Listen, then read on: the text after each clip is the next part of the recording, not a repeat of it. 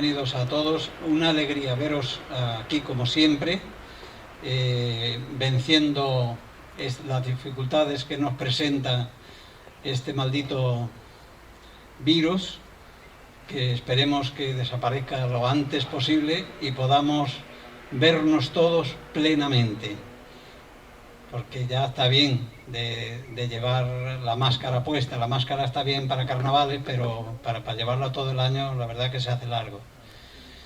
Bien, en esta ocasión, en esta actividad que solemos este año, en estas circunstancias solemos hacerla solamente, vamos a hacerla en verano, los meses estivales, pues tenemos la satisfacción, la alegría, la ocasión única, y por ello se lo quiero agradecer de forma extraordinaria, de tener con nosotros al gran compositor de bandas sonoras, Antonio Melibeo. Antonio no necesita presentación, porque yo creo que todos los amantes del cine lo conocen ampliamente por sus relevantes trabajos, ¿no? Muy reconocidos además en muchas ocasiones. Y creo que incluso más que tendría que estar reconocida. Pero ya digo, Antonio en esta ocasión se ha prestado a mi invitación y quiero agradecérselo pues en toda la extensidad y el cariño que uno pueda expresar para, bueno, deleitarnos, seguramente que nos va a deleitar a todos con su magnífica intervención. La intervención que no solamente es de palabra, que como veis va a tener también imagen, va a tener sonido, vamos a tener el sonido de sus creaciones, así que vamos a pasar seguramente pues una velada estupenda. Si os parece, se lo vamos a agradecer dándole pues un fuerte aplauso.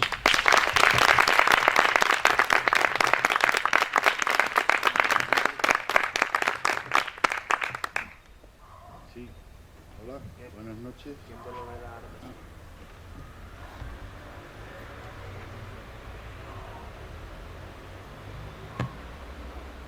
Ahora sí. ¿Y ahora? Ahora. Perfecto. Buenas noches. Aunque Suso dice que los músicos de cine, que yo no necesito presentación, a mí me gusta decir que los músicos de cine no tenemos cara, porque hacemos nuestro trabajo absolutamente, digamos, en la trastienda, ¿no? Y por eso quiero presentarme con un vídeo.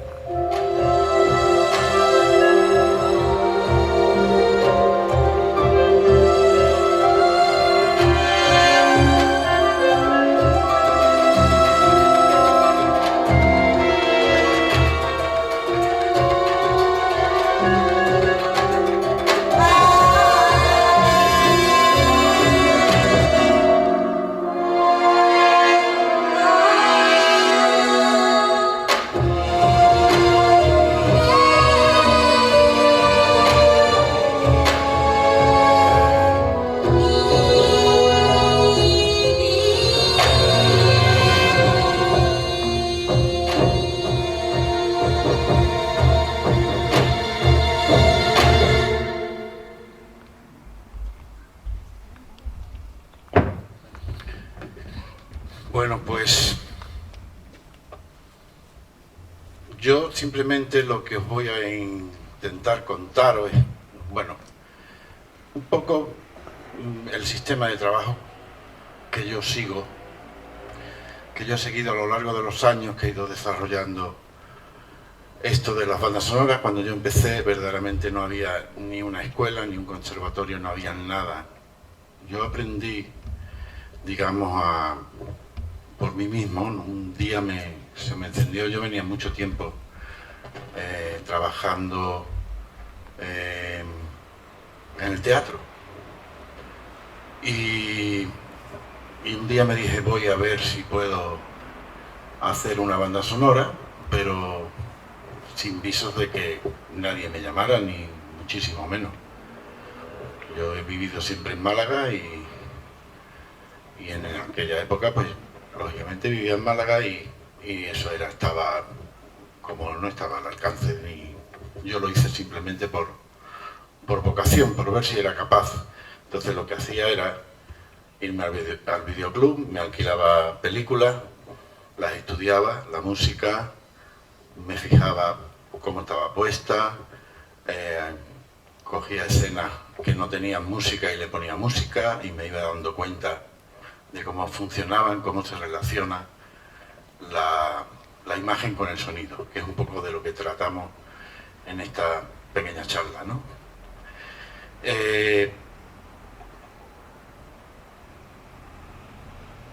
Y hay que... primero yo quiero hacer me hago una pregunta, porque normalmente la palabra compositor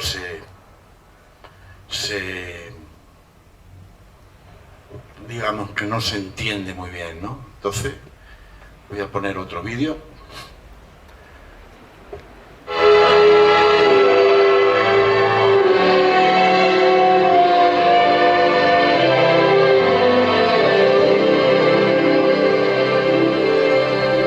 Esta historia comienza en Londres, no hace mucho, pero han sucedido tantas cosas desde entonces que ahora me parece una eternidad. En ese tiempo vivíamos mi amigo y yo en un piso de solteros cerca del Parque Regent. Todo comenzó en un hermoso día de primavera, que es la temporada más aburrida para los solteros. Ah, ese es mi amigo Roger Radcliffe. Compone canciones. Ah, el que está narrando soy yo, el de la piel manchada. Mi nombre es Pongo. ¿Y saben una cosa? La idea tan socorrida de que la vida de solteros es tan glamorosa y excitante, para mí era una gran tontería. La vida de solteros era bastante aburrida.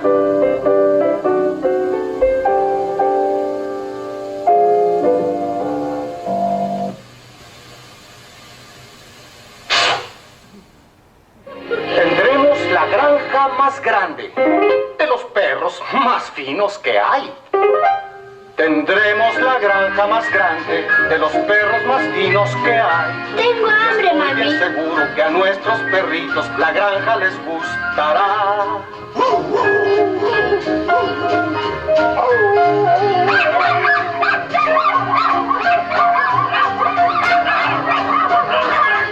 La granja les gusta.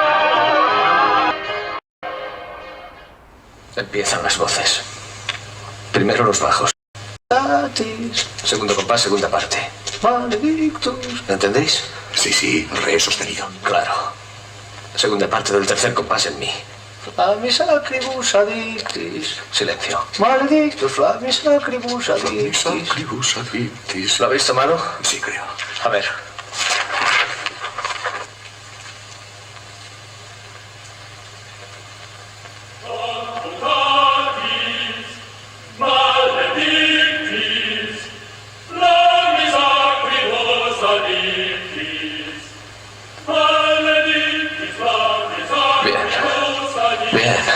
Ahora los tenores.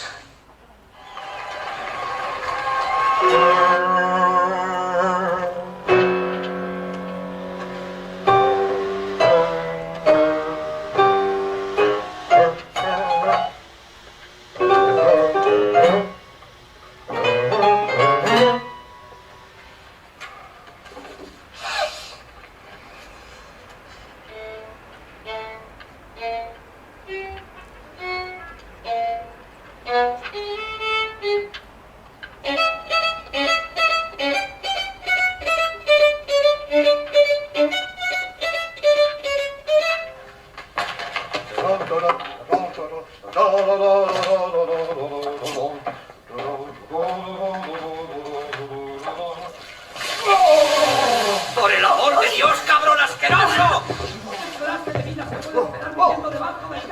Holmes. ¿La ha oído mientras subía? ¿Ha podido oírla? Sí, maestro. ¿Pero qué es? Es la gran fuga. La fuga para el nuevo cuarteto. Hace semanas que le doy vueltas. Llevo toda la noche trabajando en ella. ¿Qué le parece? ¿Me permite?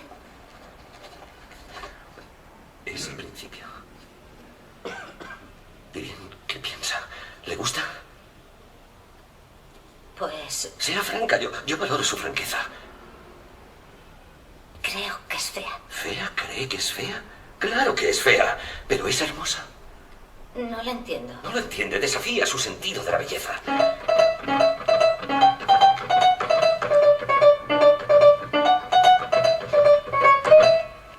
Lo que pretendo es abrir la música a lo feo, a lo visceral. Solo se llega a lo divino desde las tripas del hombre. Aquí es donde vive Dios, no en la cabeza, ni siquiera en el alma. En las tripas, porque es aquí donde la gente le siente. Los intestinos. Pues verdaderamente yo me siento mucho más cerca de ese tercer ejemplo, de lo que es un compositor. Pero se trata de que la música de cine es una música aplicada a una imagen, a una historia que se narra en imágenes y donde la música tiene que estar al servicio de esa historia que se cuenta.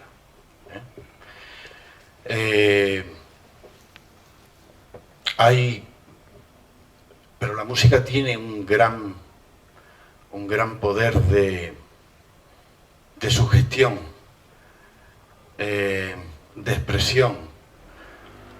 A mí me gusta decir que la música, si el cine es 1 y la música es 1, la suma no es igual a 2, es una multiplicación, es mucho más. Cuando la imagen se funde con la música, se encuentran muchísimos más contenidos, emociones, y eso es un hecho tan irrefutable que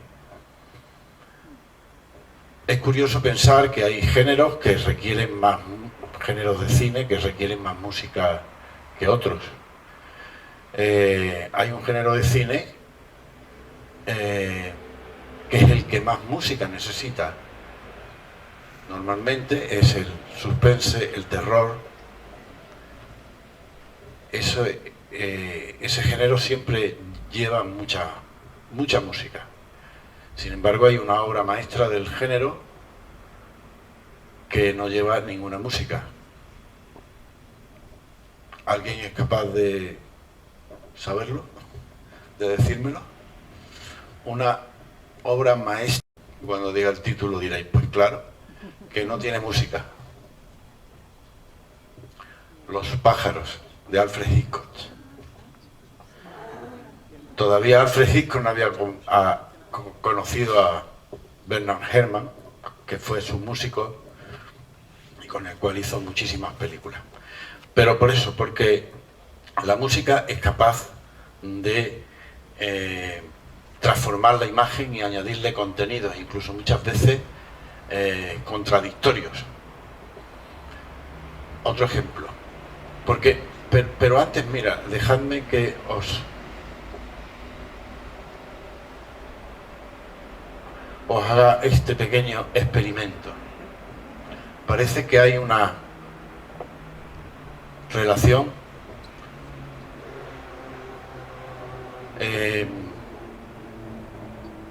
¿quién es Bubba y quién es Kiki? ¿Alguien puede responder? Bubba es la estrella con curva y Kiki la que tiene aristas. ¿Y por qué? Es una percepción, una sensación. No hay ninguna regla escrita que diga por qué. Exactamente.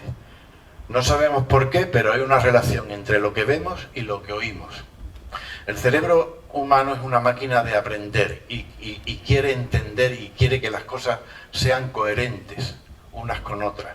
Eso se da mucho en la imagen, en la música de cine. Nosotros, cuando llegamos de de unas vacaciones, cogemos las fotos, las metemos en el ordenador, le hacemos un montaje, le ponemos nuestra canción favorita, le damos al play y dices tú, es que parece que han escrito la música para esta imagen. No es tu cerebro el que quiere que eso funcione. Luego no hay tanta sincronía, pero sí es cierto que cuando nuestro cerebro ve por primera vez una imagen asociada a una música, forma un clúster casi indestructible, ¿no? Y claro, evidentemente, no sabemos por qué, pero Kiki es el personaje de Aristas de color naranja y Bubba el otro. Vamos a ver un ejemplo de una misma imagen.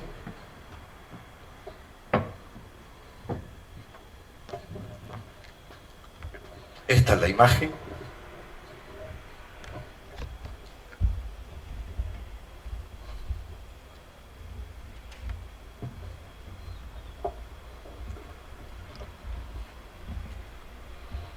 Y ahora vamos a añadirle música. A ver qué nos dice.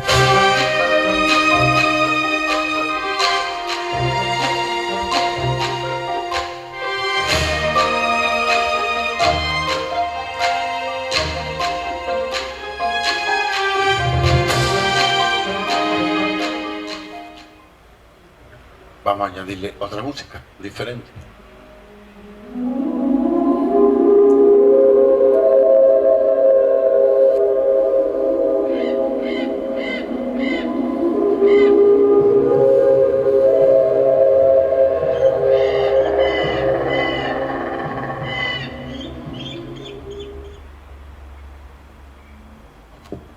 O un sonido.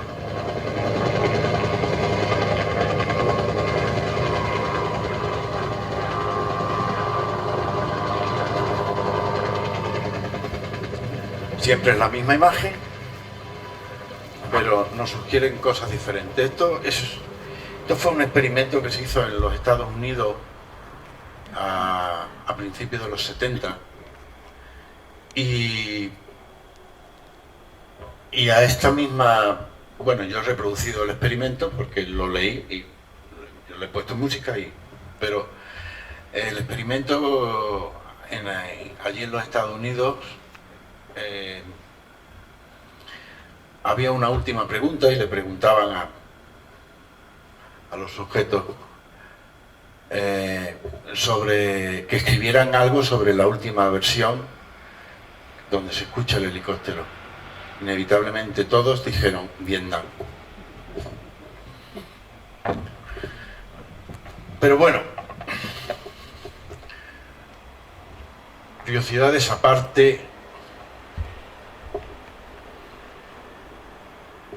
el trabajo del músico, del compositor, se trata de encontrarle, digamos, ese tono a la película que tenemos por delante. Casi siempre tenemos, casi siempre no, siempre tenemos por encima al director y sus gustos musicales y su concepto de la música de cine. También tenemos el productor muchas veces, o sea, en una película hay una, digamos, los americanos le dicen fricción creativa. Pero lo que sí hay son muchos pareceres y son muchos egos trabajando sobre una misma cosa y donde todos creen que lo suyo es lo más importante. Entonces, esto provoca muchas veces muchos conflictos, pero bueno, siempre pues se llega a un acuerdo porque en el cine tiene que haber una jerarquía, porque como no haya una jerarquía, entonces no se acaba la película nunca, por así decirlo. Pero bueno, nosotros, los músicos de cine, con nuestras herramientas, con nuestros instrumentos, vamos haciendo un poco lo que nos piden, ¿no? Y hasta encontrar pues la música que el director la aprueba, que el productor la aprueba, pero en realidad el primero que la tiene que aprobar es el compositor. Si a mí no me gusta, yo no entrego nada hasta que encuentro esa cosa que creo que funciona. Y bueno, ahora vais a ver lo que es lo que se llama un teaser, que no es un tráiler. Un teaser es una especie de producto audiovisual, de spot audiovisual, en torno a una película que todavía no se ha hecho, que lo que estamos es buscando financiación para hacer esa película, ¿no?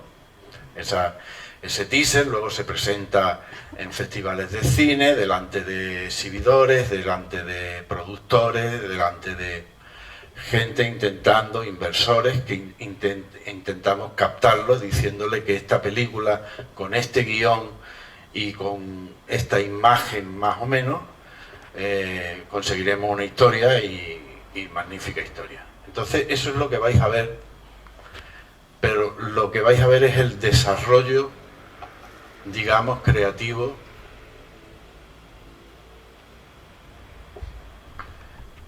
¿veis? Esto es dirigido por David Nicholl y el concepto, David Nicholl es el que dirige el spot, ¿vale? El que busca las imágenes y ahora me busca a mí y me dice quiero que hagas música. ¿Y cuál es el concepto? Quiero algo dramático, épico, algo heroico, independientemente de lo que diga el guión. Y bueno, y yo me pongo a trabajar sobre eso.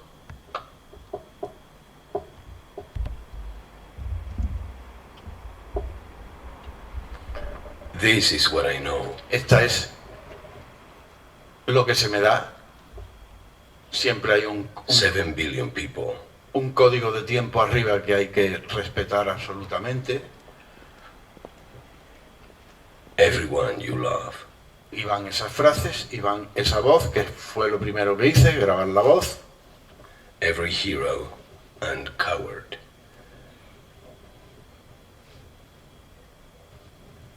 Every saint and sinner.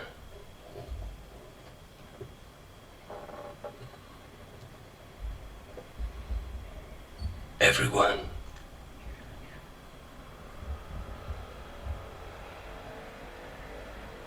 Gone.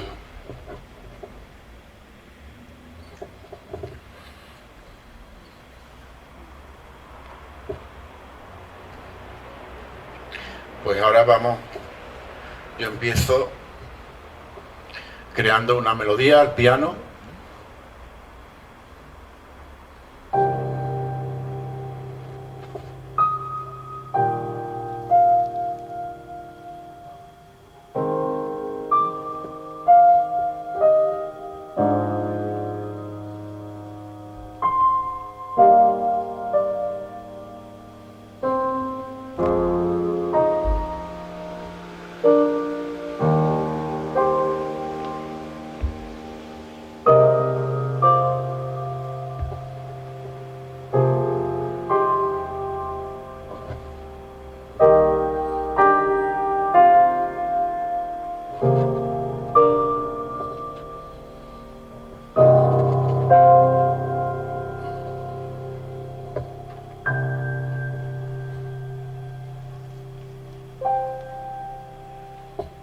Ya las imágenes dicen algo más. Y es solo unas notas de piano.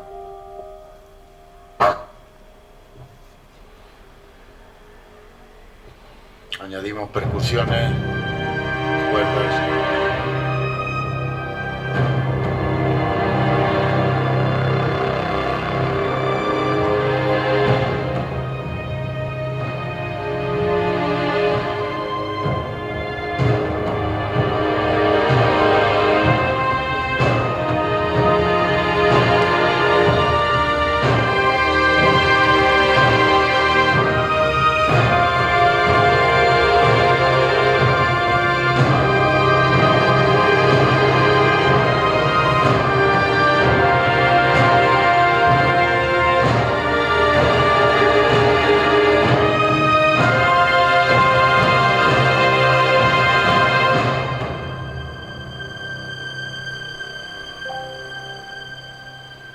Y sobre el título de la película queda el piano solo.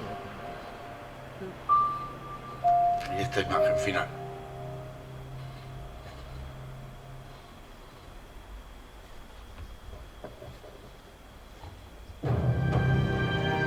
This is what I know.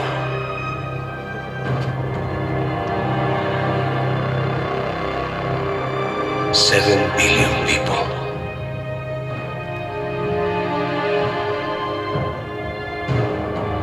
Everyone you love. Every hero and coward.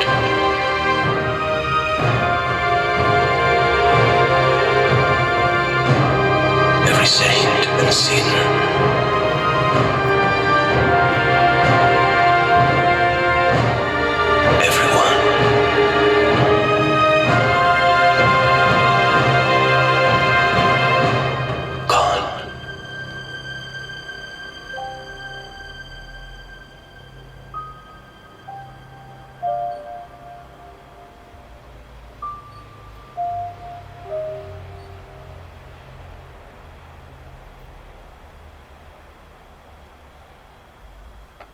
Pero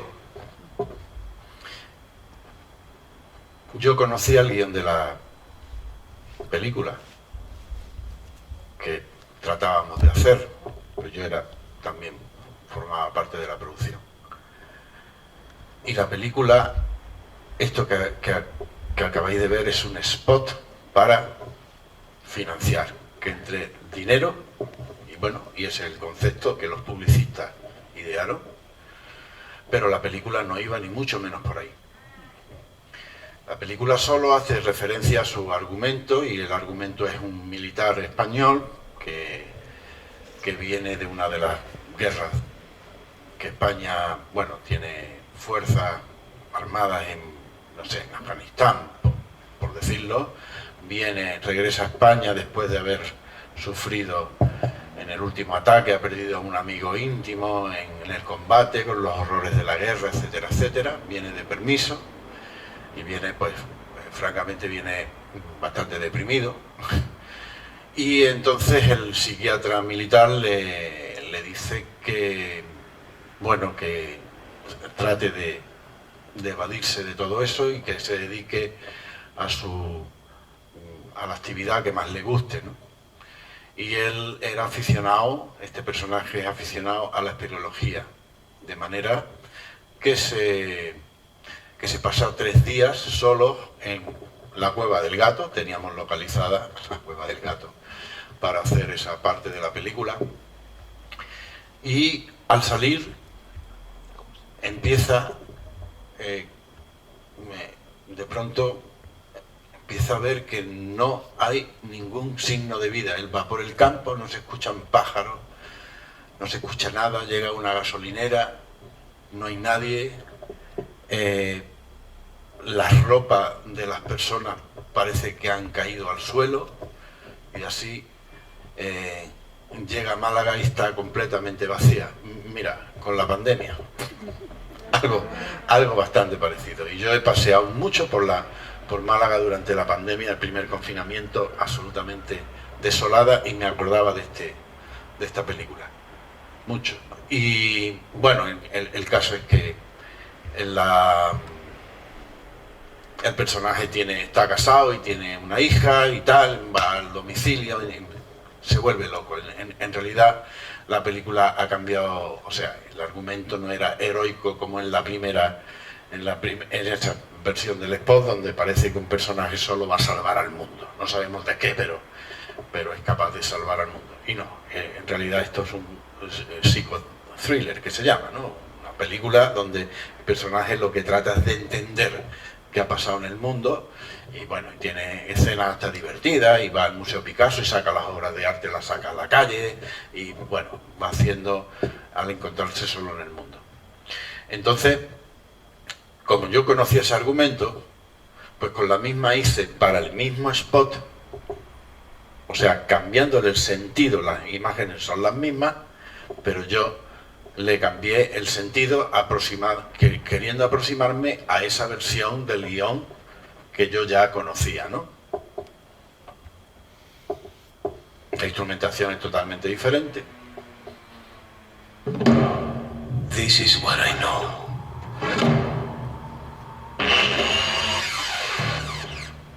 Seven billion people.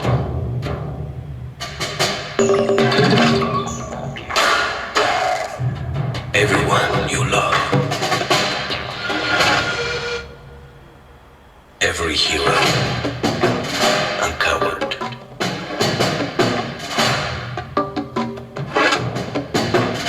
Every saint and sinner.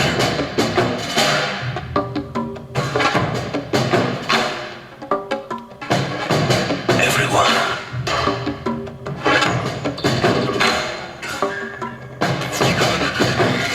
Gone.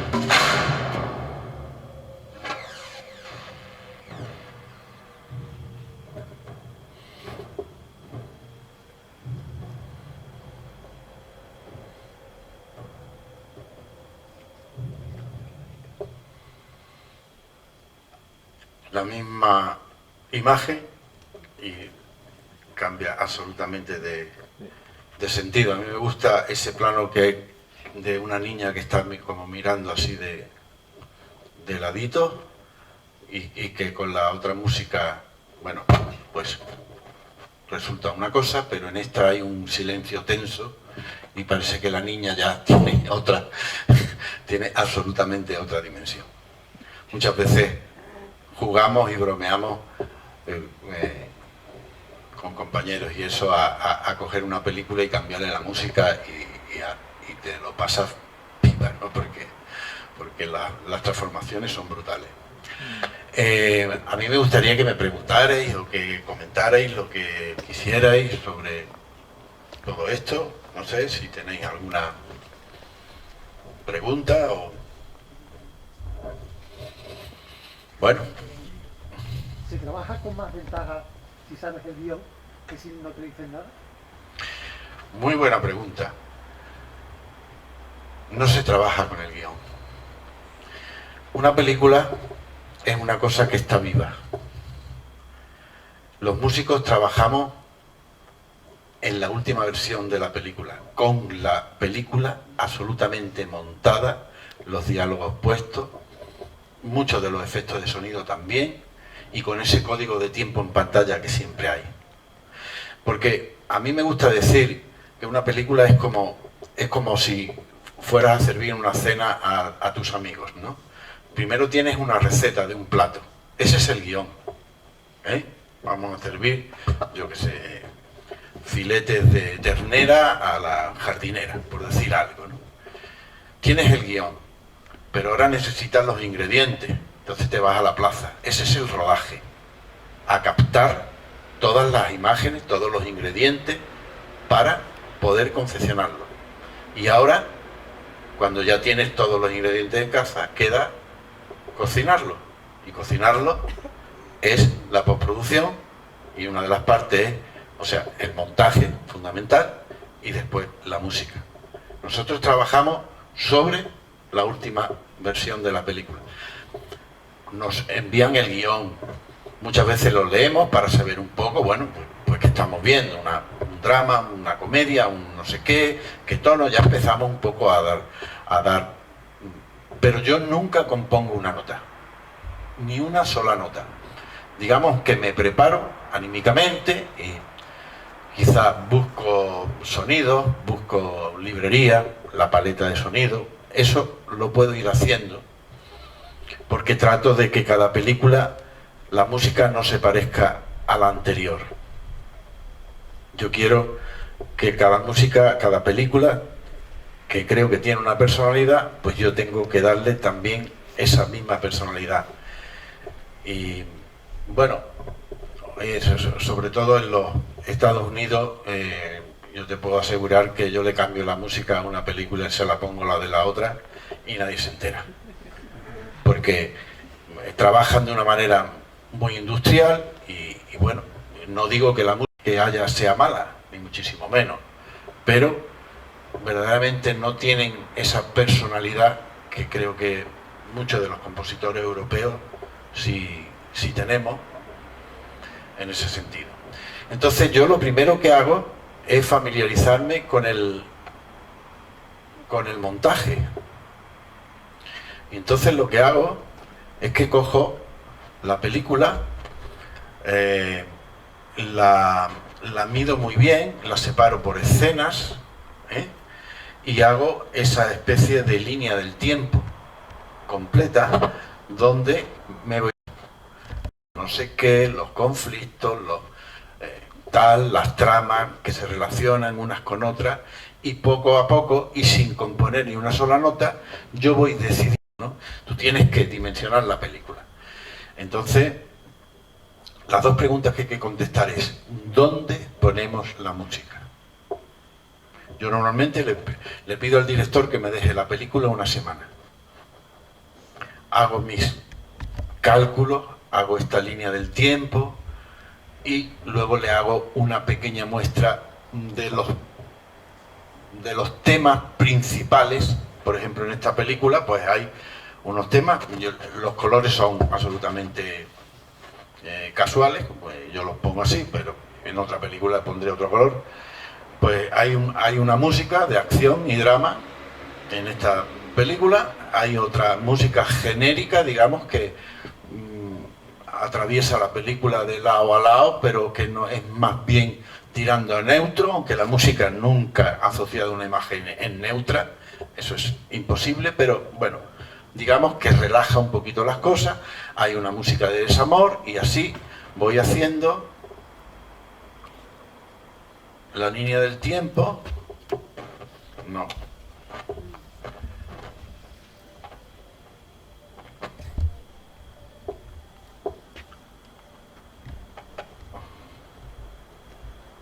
Ese era el principio de la película y al final esta es la película al completo, una vez compuesta.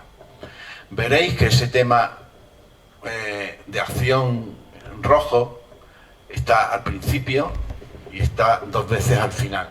Es importante que los temas, si es posible, hay películas que ni permiten eso, pero los temas que se repitan 3 veces por lo menos, porque el cerebro humano trabaja muy especialmente con el número 3 cuando escucha música. Cuando escucha una música la primera vez le es absolutamente desconocida.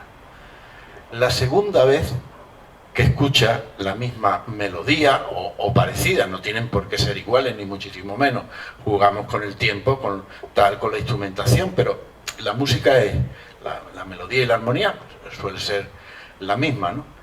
Cuando la escucha por segunda vez ya le resulta conocida, la ha oído antes, y cuando la escucha por tercera vez nuestro cerebro decide si le gusta o no le gusta.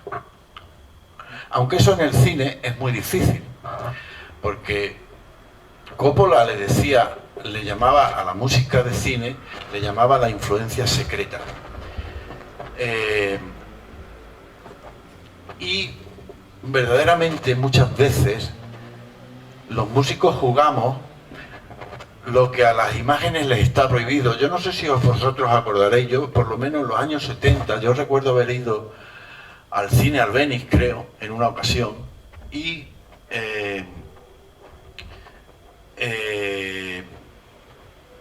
sin saberlo, formé parte de un experimento publicitario, por así decirlo, porque por lo visto en la película que pasaban había, de vez en cuando, había un fotograma, un solo fotograma de 24 por segundo, tú no te dabas ni cuenta, de un refresco. Al salir del cine había un puesto de estos refrescos y la gente lo compraba sin parar. Esa práctica publicitaria se prohibió, nada más empezarlo, dijeron, esto no puede ser, porque había un código deontológico de la publicidad misma, dijo esto no es admisible. Sin embargo, eso es lo que está haciendo la música desde siempre, no solo ya en el cine, sino creemos que no nos afecta cuando estamos viendo una película y verdaderamente, como habéis visto, está transformando absolutamente, está como dando otro enfoque. Es que yo puedo coger esta misma charla o una conversación que tenga con cualquiera de vosotros y con la misma conversación yo le pongo una música u otra y puede ser un drama, aunque hablemos del tiempo que ha llovido, del calor que hace, Yo puedo hacer que la música diga, uy, aquí va a pasar algo malo, o qué divertido, estamos en verano y hace calor, ¿no? Eso lo hace la música con absoluta facilidad, ¿no? Entonces, Coppola le llamaba la influencia secreta a la música de cine, y decía muy bien secreta, porque muchas veces los músicos jugamos a que la música no se note cuando entra, ni cuando sale. Por ejemplo, escondemos el principio de la música. Imaginaos una escena, bueno, donde una pareja que se perdieron la pista hace muchos años, pero que estaban súper enamorados cuando se separaron, por los motivos que fueran. De pronto, él va caminando por la calle, por una acera, y en la acera de enfrente está ella, ¿no? Él se queda fijamente mirándola y se supone que luego va a cruzar la calle, la va a detener y se van a abrazar. Esa es la escena que tenemos que ver. Ahora, sabemos que tenemos que ponerles música. Y no queremos que se note. Queremos que parezca que toda la emoción viene de la interpretación de los actores, de la película, del argumento, de todo lo que ha ocurrido hasta ahora. Eso es lo que queremos. Y, bueno, ¿cómo hacer que eso no se note? Muy fácil. A lo mejor en ese plano de él mirándola a ella, hay un autobús que pasa por delante, muy habitual, ¿no? Y de pronto él la espera después de la imagen. Bueno, pues ese autobús tiene un sonido, y fuerte. Entonces, en ese sonido del autobús empezamos con una línea de violines muy tenida, muy sutil. Cuando el autobús se va alejando, el ruido del autobús se va alejando, lo que queda es eso, y ahora ya movemos la orquesta hacia el abrazo y le damos. Y no te has enterado de cómo hemos puesto la música y tú no has visto, porque si la música entra muy repentinamente, a veces es necesario, ¿no? En las películas de acción, por ejemplo, o en los thrillers, la música está a un volumen fuerte, y la música está precisamente para asustar, ¿no? Para dar ese... Pero en el drama, la cosa, digamos, es más sutil, y tenemos que hacer ese tipo de truco. Y bueno, y ahí tenéis eso, que es esa película. Y ahora, como os decía antes, ¿alguna pregunta sobre esto? Como os decía antes, están las opiniones del director, y lo que el director te va también marcando, ¿no?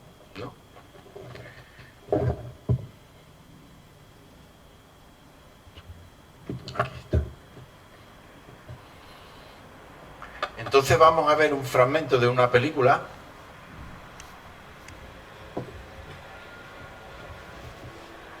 No es una serie de televisión, es una película un piso con 2 habitaciones, que es una maravilla, ¿no es, papá? Pero básicamente es eso. La película, lo primero es tenerla dimensionada, porque lo que se trata es de encontrar una música o unas músicas que le den personalidad a la película. La idea, digamos, el ideal es que cuando tú has visto una película, a mí me gusta decir que la música de cine hay que escucharla en el cine. Fuera, sí, muchas veces, si ha tenido mucho éxito la película o la banda sonora, nos piden que hagamos una suite, o sea, porque hay fragmentos de bandas sonoras que a lo mejor duran 10 segundos y tal, ¿no? Entonces cogemos, la reorquestamos, le damos un sentido, digamos, más musical, que sin sin tener la imagen no resulta extraño, ¿no? Entonces hacemos esa versión para conciertos, digamos, cogiendo los temas de la película y, digamos, ensamblándolos unos con otros para que tengan continuidad, para que tengan un sentido más musical sin necesidad de tener asociada la imagen. Pero hay películas donde la música verdaderamente no tiene melodía, no es, como yo digo, silbable, no se puede silbar. Ese fragmento de la música del teaser de Solo, la segunda versión, verdaderamente solo, pues no dice mucho, ¿no? La música aislada no. Pero ese es el trabajo.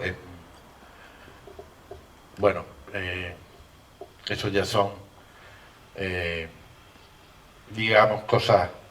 El enfrentarse a una película cada vez te vas acostumbrando, pero el proceso siempre es el mismo. Pues te ponen delante la película y tú dices, Dios mío, ¿cómo voy a engañar otra vez? Porque no tienes ni idea, escuchas tus cosas antes y dices, ¿cómo hice yo aquello? ¿En qué estado estaba yo hasta conseguir aquello? Sabes que te queda muchísimo trabajo por delante, pero es una cuestión de horas y horas y horas y horas hasta que de pronto hay yo trabajo mucho lo que yo llamo la serendipia, el arte de la casualidad. Muchas veces pongo la imagen en bucle y me pongo a tocar durante media hora sin parar, y grabando y grabando y grabando y grabando, y luego me voy y al cabo del tiempo vengo, le doy al play y digo, esto es una porquería, esto es otra porquería, pero de pronto hay una frase, uy, esto es interesante, no sé qué, uy, y aquí hay otro momento, pum, pum, la ensamblo, lo pruebo, pum, encaja la imagen, lo voy moviendo, funciona, que es la palabra mágica. Sí, funciona, cuando te dice el director, funciona, te lo compro.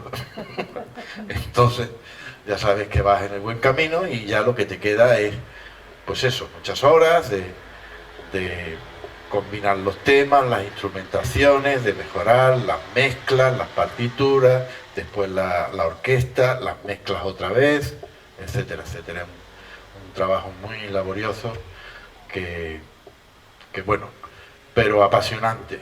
Tiene momentos apasionantes y tiene otros momentos terroríficos, verdaderamente. Yo, digamos, cuando hago una película tiene que pasar un año o dos para darme cuenta, porque cuando acabo lo que siento es que me han quitado. Había un compositor que decía que las obras nunca se terminan, te las quitan de las manos, las tienes que entregar. Ha habido compositores a lo largo de la historia que decían que bueno, que se murieron componiendo la quinta versión de su concierto y nunca era bastante, porque ese proceso creativo también aprende. Y entonces, pero llega un momento en el que tienes que entregar la película. Yo hago esa, ¿sabes?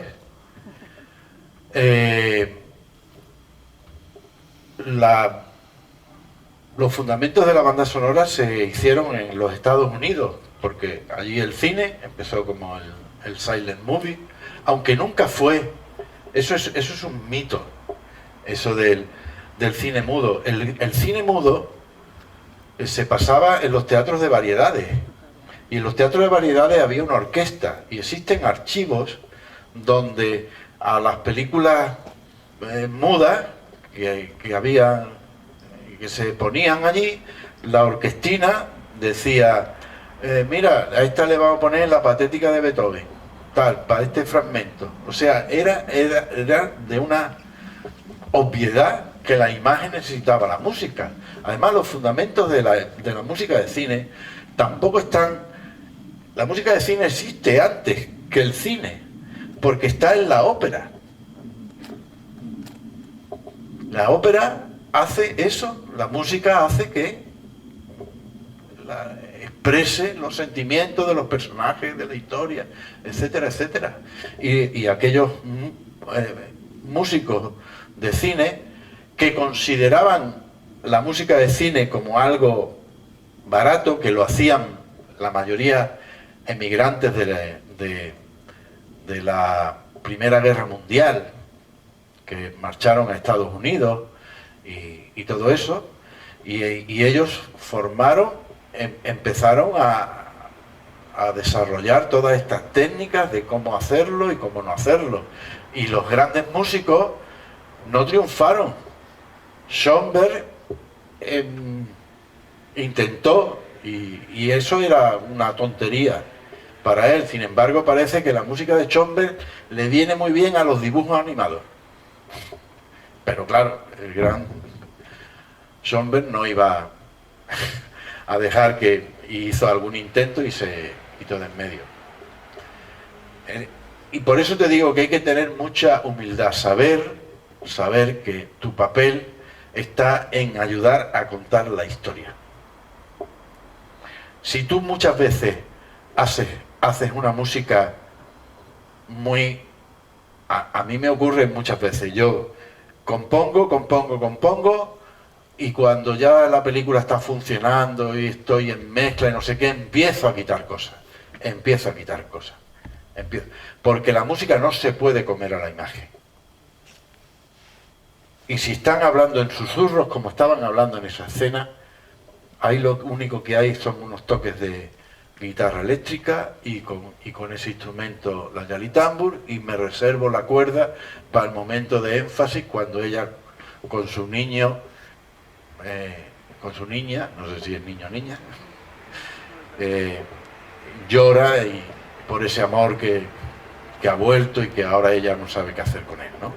Entonces es gestionar muy bien los recursos que tengas sin asfixiar a la imagen. Porque no hay cosa más fea y que a mí más me moleste en la música de cine que una cosa súper orquestal que la ponen baja de volumen. Pues no, mira, si aquí va a haber un diálogo, pues no compongas a toda la orquesta.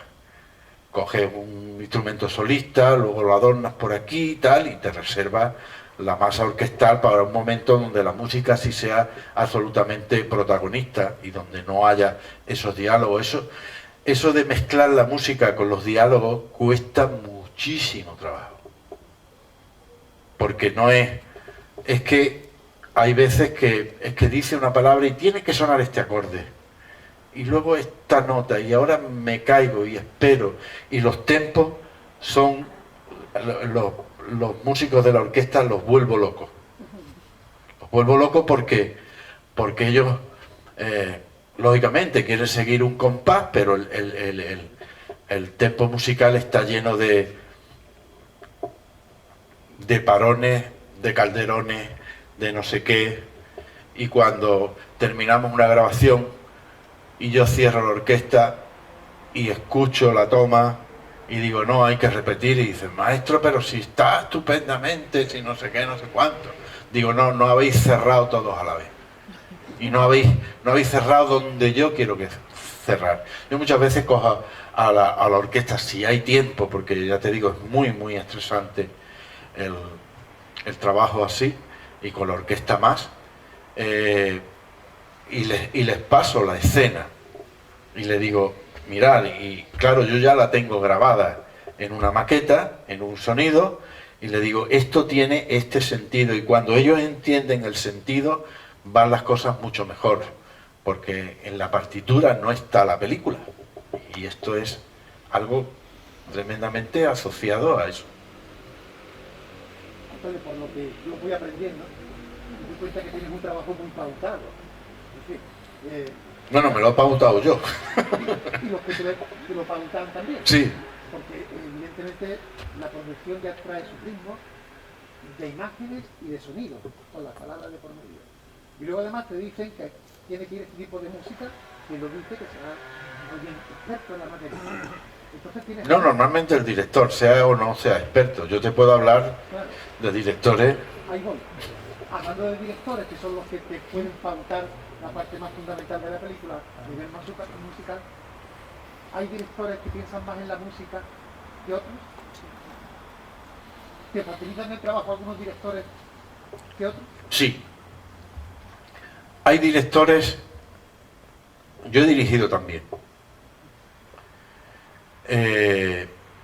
Y verdaderamente, cuando tú tienes un equipo y muchos departamentos diferentes, yo creo que lo que hay que es transmitir el sentido de lo que tú quieres y dejar que trabaje. Y dejar que trabaje. Y en ese sentido, hay directores que no te dejan trabajar, que te llenan de notas y además todas erróneas, porque ellos todavía no saben que la película tiene mucho más de lo que ellos creen, porque si ellos muchas veces han escrito el guión también, después han dirigido la película, después han estado en el montaje 2 o 3 meses, han estado en el montaje, sobre todo los directores nuevos, con una cosa que se llama música provisional, que eso es una aberración. ¿Qué es lo que hacen? Pues para que el montaje vaya funcionando y se vean las cosas, ponen música de otras películas o que a ellos les gusta o lo que sea. Y se pasan meses y meses con ese clúster escuchando, de manera que después todo lo que le ponga le va a resultar rarísimo. Rarísimo, rarísimo, rarísimo. Pues hasta así se trabaja muchas veces, sobre todo con directores jóvenes, y se supera. Porque tú sabes, yo he tenido ahí en mi showreel del principio había una película, ponía fugitivas, aunque la imagen, o sea, la música que se escuchaba era de otra película que es 3 días, la primera que aparece es la banda sonora de 3 días, pero yo he montado el resto de algunas de las películas que he hecho. Melibeo está haciendo una maravilla y no necesitamos más música ni nada. De aquí saldrá todo, no sé qué, no sé cuánto. Entonces, eso, lo que los americanos llaman la fricción creativa, ¿no? Es así y hay que echarle mucha paciencia y hay que hacer las cosas muchas veces luego en mezcla. El caso es que los buenos directores lo que te hacen es dejarte trabajar. Y a veces, cuando tú te pierdes, entonces vas al director, me estoy acordando de José Luis García Sánchez, y le dice, no encuentro qué hacer con esta escena. Y él me dice, prueba con esto. Oye, pruebo con algo que me ha parecido. En aquella ocasión me dice, prueba algo que tenga que ver con el tango. Eran unas imágenes sobre la película, se llamaba María Querida, de María Zambrano, una biografía de María Zambrano, y las imágenes eran las famosas estas de Lorca y amigos subidos en el tejado de no sé dónde, y bueno, y a partir de ahí había una narración y tal. Bueno, pues entonces eso es lo que hicimos, y él simplemente sugirió eso porque yo no encontraba el motivo, ni el ambiente, ni la instrumentación, ni nada, y te dejaban trabajar. Hay otros que, como te digo, que están encima tuya, y bueno, es con lo que hay que lidiar, así es. El misterio es mucho más grande que todo eso. El misterio de la música. Todavía los neurocientíficos están... se sabe que el centro de la música está muy cerca del centro del habla. Pero todavía no sabemos ¿por qué un acorde mayor, pero no hace falta haber estudiado en un conservatorio, ni estar familiarizado con la música clásica, ni con la música pop, ni nada? Tú coges a un aborigen del Amazonas que nunca ha escuchado la música y le das un acorde mayor o le das una composición en tono mayor, y en tono mayor siempre es optimista, más jovial, más positivo, por así decirlo. Y sin embargo, cambiando una de las 3 notas de ese acorde, bajándola a medio tono, do, mi, sol, pues el mi lo pones bemol y de pronto el acorde es triste. Y no sabemos por qué. Es así de fácil. Sin embargo, el 70 al 80% de la música está escrita en modo menor. Hay un libro que seguro que todos conocéis, que se llama El hombre que confundió a su mujer con un sombrero, de Oliver Sacks. Pues Oliver Sacks tiene otro libro dedicado solo a las afasias musicales, donde cuenta unos casos de gente que con 40 y tantos años aprende a tocar el piano, pero en pocos meses y con soltura, cosa inaudita, ¿no? Algo inaudita. ¿Se llama? Musicofilia, sí. No recordaba el título. Había otro caso que hablaba de una persona, y yo he conocido a una persona con ese síndrome, que escuchaba una canción en su cabeza con tal nitidez que le parecía que todo el mundo la estaba escuchando. Y además esa canción no era ni un recuerdo de la infancia, ni tenía nada que ver, ni él la había escuchado en su vida, pero la escuchaba perfectamente. Y yo conocí a una persona que no escucha la canción, y digo, no, y todo su entorno, nadie, solamente sonaba en su cabeza. Bueno, con la música ya te digo, los neurocientíficos están haciendo continuamente experimentos en torno a la música como terapia, de esto, de lo otro, de más allá. Pero hay un misterio tan enorme, también se ha estudiado que hay una especie de enanismo, no sé, de gente que nace pequeñita, no son enanos, no son deformes, son bien proporcionados, pero tienen bastante limitada su inteligencia. Sin embargo, tienen unas dotes musicales brutales. Normalmente, muchas veces asociamos el conocimiento de la música o el virtuosismo musical a la inteligencia, cuando no es así. La música es una habilidad, tan solo. Es una habilidad, y eso no hace falta ser muy inteligente. Para componer, sí, requiere un esfuerzo mental muy grande. Pero para cantar, para ser instrumentista y tal, es como un juego que los niños desarrollan enseguida y no se sabe bien cuál es ese, ni siquiera se sabe cuál es el origen de la música. ¿Por qué los seres humanos tenemos un oído musical? Hay autores que dicen que, bueno, que los ancestros, la música servía para dar coherencia a un grupo, a una tribu, y tenía esa empatía. Desde luego, el que ha cantado, si habéis cantado algunos a coro, os habréis dado cuenta de la empatía tan brutal que se tiene cuando cantas a coro, a varias voces. Es algo que te llena no sé, te llena el alma, el corazón, el pecho, de decir, Dios mío, qué cosa más hermosa estamos haciendo entre todos, ¿no? Cada uno en su voz, ¿no? La música es así, y asociada a la imagen, pues ya no te digo.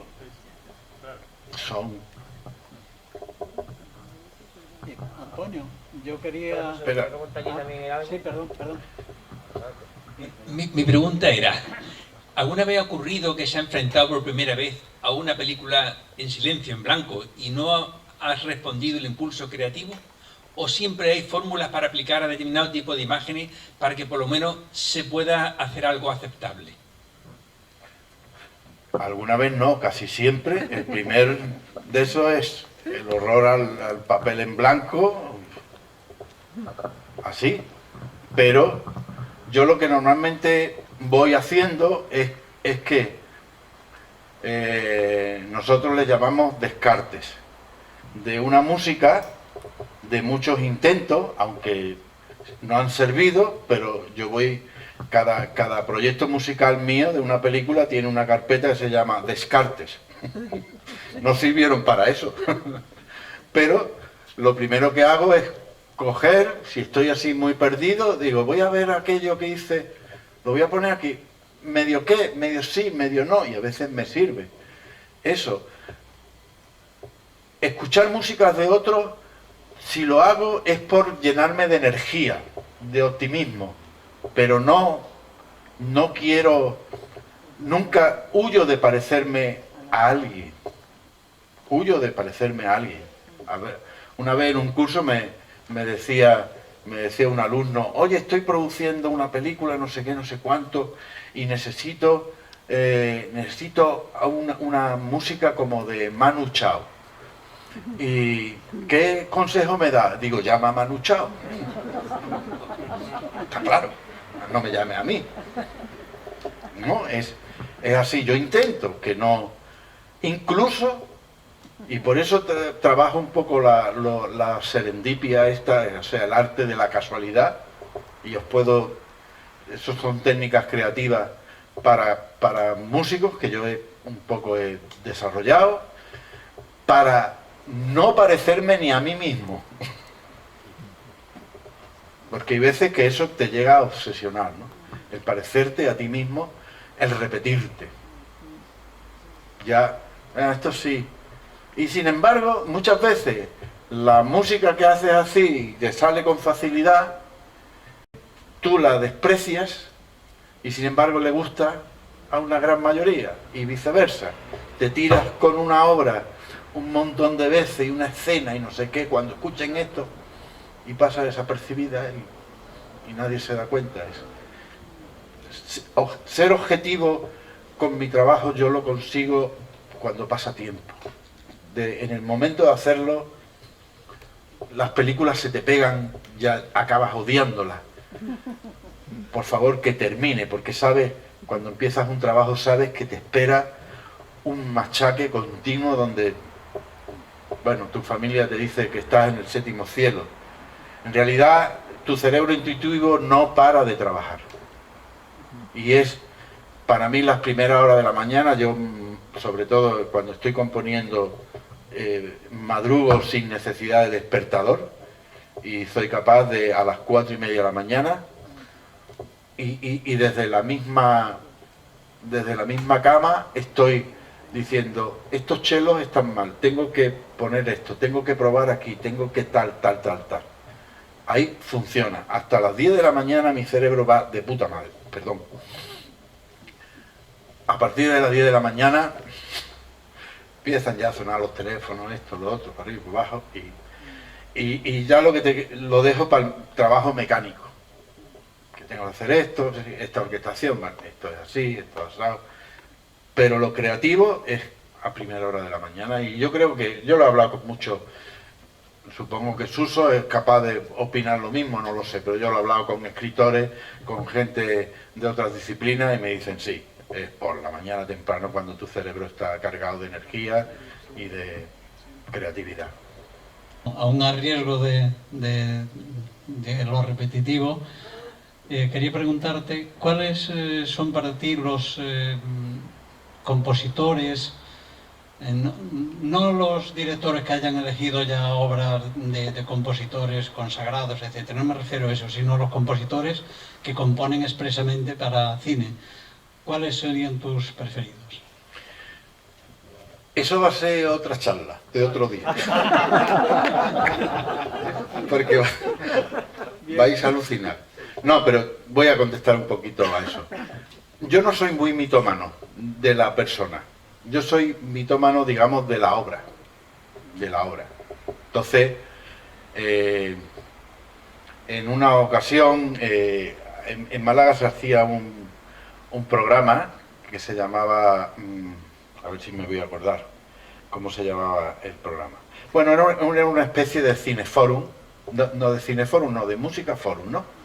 Donde venía no hacía falta que fuera un artista, podía venir un científico, podía venir una persona, un político, a contar un poco cuáles eran las bandas sonoras de su vida, ¿vale?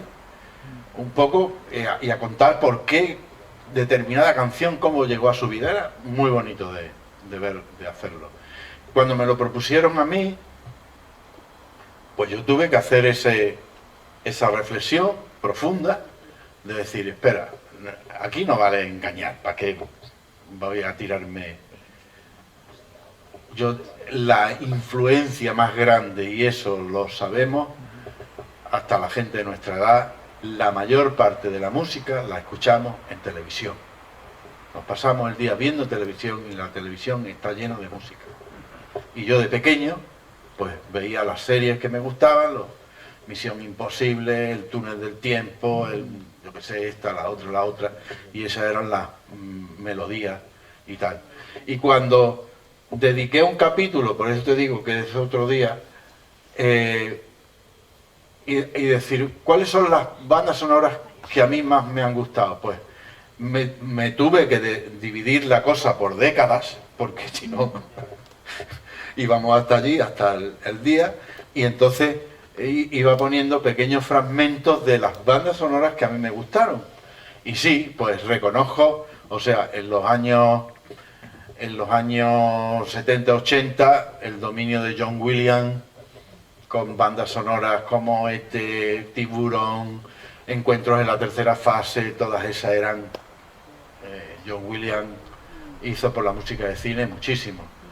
Pero en la época así más moderna, un argentino que hay, Santaolalla, me flipa. Porque además, Santaolalla muchas veces contradice esa pregunta de dónde ponemos la música, y de pronto tú dices, Dios, el tío no pone la música. Y de pronto... y un silencio muy grande, y de pronto la música te sale, y además es una música de charango, y unas cosas que no tienen mucho que ver con la localización geográfica, aunque la localización geográfica, eso ya se perdió en la música. O sea, todavía hay directores que llegan y te dicen, bueno, pero ¿cuál es el tema de la madre? ¿El leitmotiv de la madre cuál es? Eso ya pasó a la historia. Ni siquiera Wagner, que fue el que se inventó ese término, lo respetaba. Era poco menos que bueno, una idea que en realidad luego no se desarrolla tanto, ni hay tantos temas de la madre. Yo tengo, en una película tengo temas de acción, o sentimentales, o de desamor, o de no sé cuánto, pero ese desamor le sirve para este personaje, para el otro, para este momento, para tal, y voy combinando, ¿no?, por personaje.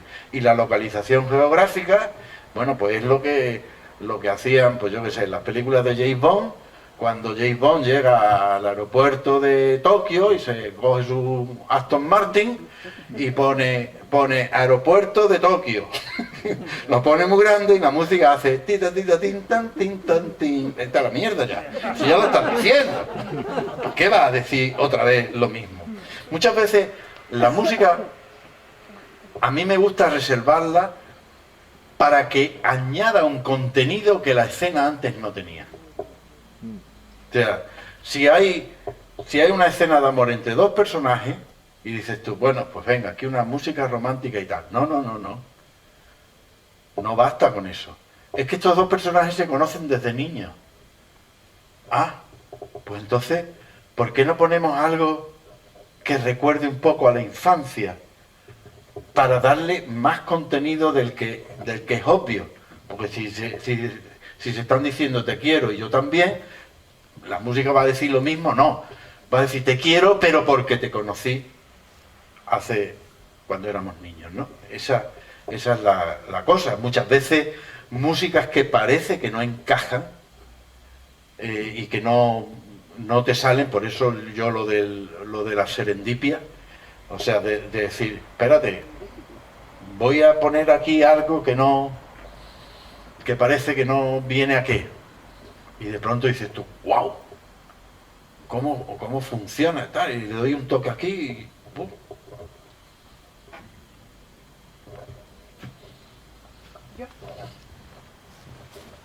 Dime. Respecto al ruido en la banda sonora. Es que desde que dijiste ¿qué película hay que no tiene música? Yo pensé en Los pájaros, pero digo, no, alguna música tendría. Y cuando tú lo has dicho, claro, es porque es el ruido lo que acompaña la acción. ¿Tú también pones ruidos en tu banda sonora? A veces he hecho lo que se llama el soundtrack completo. O sea, en cortos, en largometrajes nunca lo he hecho, eso sería ya volverme loco, ¿no? Pero sí, yo respeto mucho si hay un... Y te voy a contar una anécdota sobre el ruido y sobre el no ruido. La película era Solas, y Solas hay un momento en que la protagonista, Ana Fernández, está embarazada, su padre la ha maltratado, está en el hospital, no sabe cómo va a salir adelante, está absolutamente... Y está en una estación de tren y se acerca un tren de mercancía y ella tiene un poco la tentación de arrojarse a las vías, ¿no? Y entonces, si habéis visto la película, es un drama intimista de eso, su madre, el vecino, Novoa y tal, bueno. Y ese momento, claro, yo lo ilustro con música. En ese momento no había, o sea, había un sonido de referencia de un tren que pasaba, del mismo tren, porque estaba rodado con ambiente y el tren que pasaba pues hacía un ruido. Pero bueno, yo digo, aquí lo que me gustaría es muchas veces eso que también se hace de quitar todo el sonido y dejar solo la música, que funciona muchas veces muy bien, ¿no? Y digo, aquí voy a proponer esto en las mezclas y no sé qué, y hice ahí una banda sonora tensa, no sé qué, las cuerdas, para arriba, para abajo, hasta que el tren pasa y se va alejando y surge otra vez el tema de ella, muy melancólico, muy triste y tal. Llegamos a las mezclas y el sonidista Carlos Faruolo, argentino, pone un tren. Dios mío, el tren se le escuchaban los tornillos, los engranajes, hasta las chispas eléctricas, porque era un tren eléctrico. No sé, había hecho allí una virguería. Y cuando hacemos la escena y yo me quedo así y me dice, ¿qué opinas, Melibeo? Digo, opino que tu tren ha arrollado mi orquesta entera. Y me dice, y me coge aparte y me dice, mira, tío, este es un drama intimista, no sé qué, no sé cuánto. No hay un puto efecto de sonido en toda la película. Lucirme. Digo, venga para ti. Venga para ti. No, pues pervivieron las dos cosas. Estaban las dos cosas, se mezclaron las dos cosas. Evidentemente la potencia del tren era también muy expresiva porque reducía, digamos, el tamaño anímico de la protagonista delante de ese ruido tan ensordecedor. Entonces funcionó también muy bien, pero ese es muchas veces el ten con ten.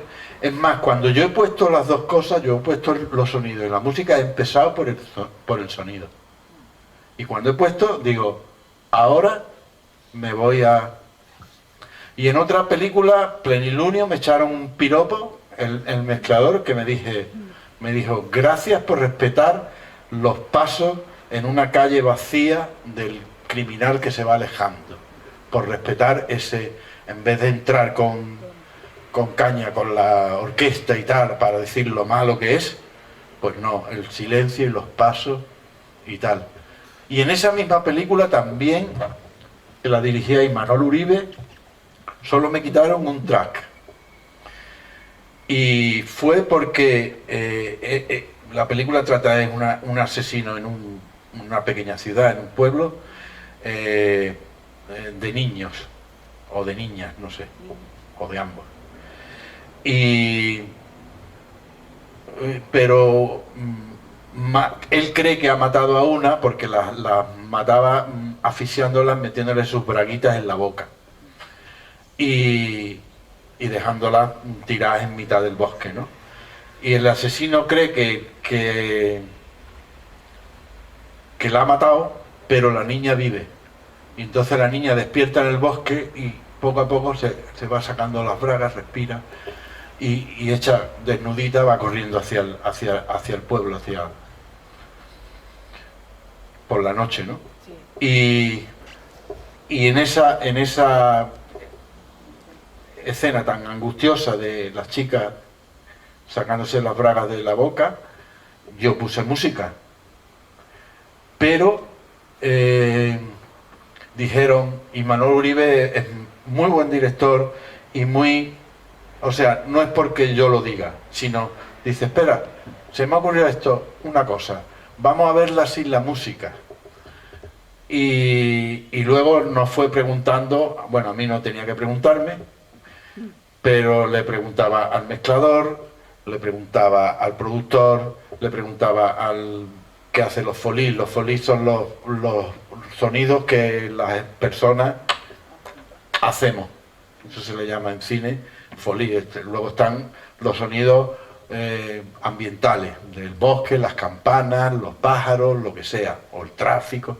Eso es otra cosa. Los folís son los pasos, todo lo que, las puertas, todo lo que se mueve una persona, ¿no? O las personas.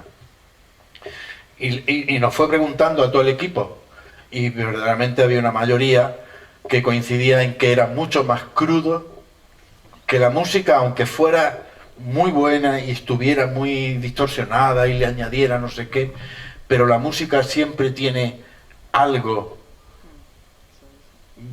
que digamos que le quita crudeza a las cosas. Nosotros en un sepelio, o sea, la historia del arte de la música está llena de requiem, que consuela, sencillamente, ¿no? Entonces coincidieron la mayoría del equipo en que era mucho más crudo y que en ese momento no hacía falta la película. Y a mí, que no me gusta poner más música que la necesaria, pues digo, adelante. Y fue el único track que me quitaron de esa película.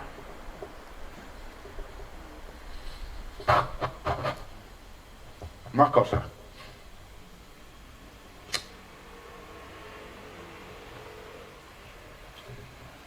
Tú has hecho muy bien en trabajar en Málaga y en Andalucía. Eso hace 20, 30 años para un compositor, y si digo 50 todavía más, era casi imposible. Imposible. ¿Te has tenido que ir alguna vez a Madrid? Porque no había más remedio. Yo he ido a Madrid, a Bruselas, a Londres, a Estados Unidos, pero no a componer. No a componer. Componer en mi estudio. Y gracias, yo digo que yo soy músico gracias a la tecnología musical. Gracias al invento del lenguaje MIDI, que te permite con un teclado disparar y sonar todos los instrumentos, y cada vez son más y más y más y más y más. Y eso te permite hacerlo. Yo he trabajado con la Compañía Nacional de Teatro de Shanghái, y yo no estaba en Shanghái. Ellos me enviaban los vídeos, me decían las notas, yo componía sobre los vídeos, le enviaba el sonido y ya está. Sí es cierto que a la hora de grabar orquesta, por ejemplo, aunque la primera orquesta que yo dirigí fue la Filarmónica de Málaga. Me dijeron, elige una orquesta. Digo, pues esta, que está al lado de mi casa, ¿para qué voy a ir más lejos? Así no pierdo tiempo de viaje ni nada, ¿no? Pero se trata de ese... El estudio que tú tienes como, bueno, pues como el taller de Suso. Si Suso tuviera que hacer las esculturas allá donde las necesitan, pues no es plan. O sea, lo mío, aparte de que me gusta vivir en Málaga yo me considero un privilegiado por haber podido desarrollar mi profesión, que para mí es súper hermosa, la más bonita del mundo, y viviendo aquí en Málaga. Y cuando he tenido experiencias americanas y me han dicho quédate aquí y tal, y no sé qué, yo he dicho no. No, porque ni me gusta el sistema de los estudios, ni los modos son eso de excesivamente industriales. Tú no eres un especialista, pero no eres un artista. En colaboración con un director, con un guionista, eso es para mí mucho más. El trabajo del estudio es muy solitario y me gusta. Y el teatro todavía te lo permite más, ¿no? A mí me gusta hacer más música para teatro que para cine. Porque en cine te relacionas con el director, por supuesto, con el productor, con los técnicos especialistas al final en las mezclas, con los músicos si lo hay. Pero en el teatro desde el primer día es toda la compañía. Y son los actores, y son no sé qué, y tienes que componerle un tema para alguien que canta, tienes que ensayar con ellos, no son cantantes, tienes que... es mucho más rico y la vivencia que luego te da la escena es muchísimo más poderosa que la pantalla, que está muy bien, sí, ¿vale? Y que tu obra se ve por todo el mundo. Decía que el cine ha hecho que, yo qué sé, que una banda sonora de John Williams la hayan escuchado más personas que a Mozart. Paradójicamente es así. Y también el cine ha hecho que muchas orquestas no desaparezcan, porque hay muchas orquestas en el mundo que gran parte de su repertorio o de su actividad artística se dedican a grabar. Es que se dice muy pronto, pero en España hacemos 120 al año. En Francia son 3, sumando, consumen en el Bollywood ese, se hacen en Estados Unidos 1500 anuales. Sumas todas esas películas, no hay suficientes pantallas. En el mundo no hay suficientes fines de semana para poner eso. Ahora con las plataformas, las series, Netflix, Amazon, todo eso, es una barbaridad de producción audiovisual. Y todos estamos compitiendo con todos. Porque aquí no hay nacionalismo que valga, ya no hay protección al producto de aquí. O sea, estamos compitiendo en la misma liga que todo el mundo.